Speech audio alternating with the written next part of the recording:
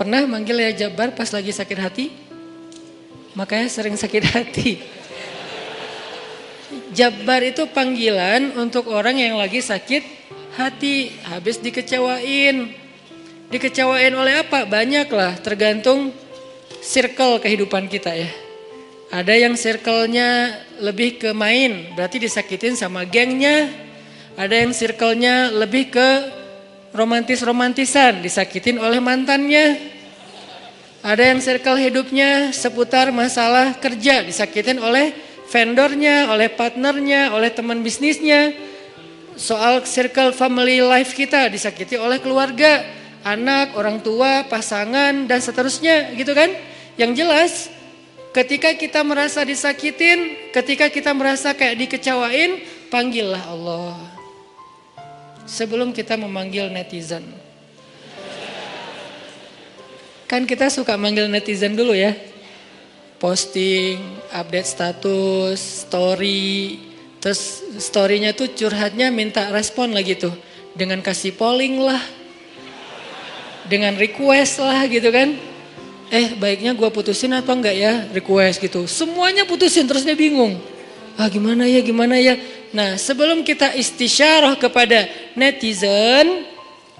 Karena netizen itu istisyarah.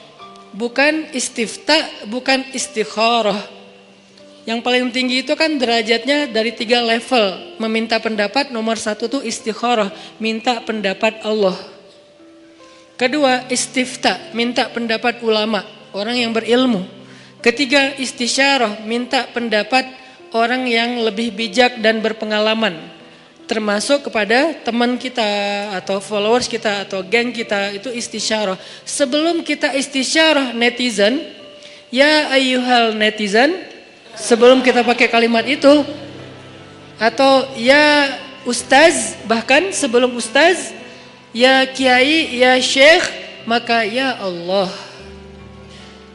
Panggil Allah Subhanahu wa ta'ala. Manggilnya gimana Ustadz? Salah satunya selain kata Allah pastinya, karena itu kalimat yang paling mulia, kita juga bisa manggil tematik. Ya Jabbar. Ya Jabbar itu bisa 2. Sebetulnya 3 maknanya Jabbar, tapi yang lebih common itu 2. 1, dipanggil untuk masalah-masalah yang sifatnya bukan hanya besar, tapi kayak kekuatan. Ya Jabbar, ya Qahar. Arti Jabbar dalam konteks itu yang perkasa, yang memaksa, ya Qahar yang menaklukkan.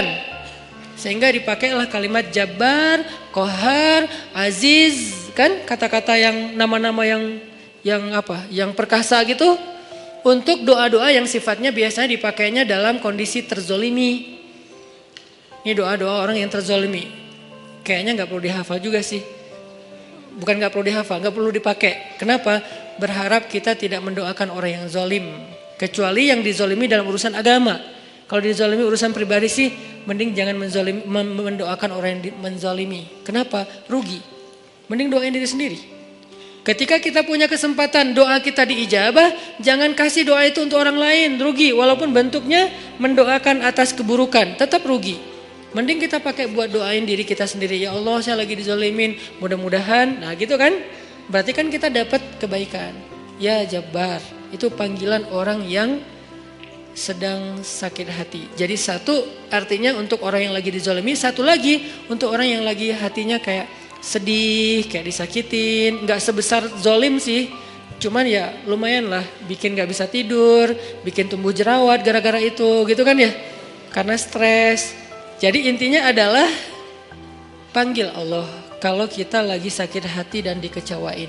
Ya Allah, ya Jabbar. Salah satu doa minta disembuhkan kecewa dan sakit hati di dalam sholat adalah Rabbighfirli warhamni wajburni. Kalimat wajburni. Selama ini kita baca enggak? Kan? Tahu artinya? Hampir. Apa arti wajburni? Bukan paksa aku dong Allah, enggak. Padahal arti Jabbar juga yang memaksa kepada kehendaknya. Tapi kalimat wajburni, makna Jabbar di sini makna yang ketiga di antara 3 makna Jabbar, yaitu yang mengobati sakit hati. Jadi ketika kita berdoa, Rabbighfirli, warhamni, wajburni, warfa'ni, warzukni, wahdini, wa'afini. Banyak banget ya. Luar biasa kita ya. Wajburni itu artinya kalau kita terjemahin, sembuhkanlah sakit hati saya. Atau bahasa lain juga bisa diterjemahin, hiburlah aku ya Allah. Aku lagi sedih nih.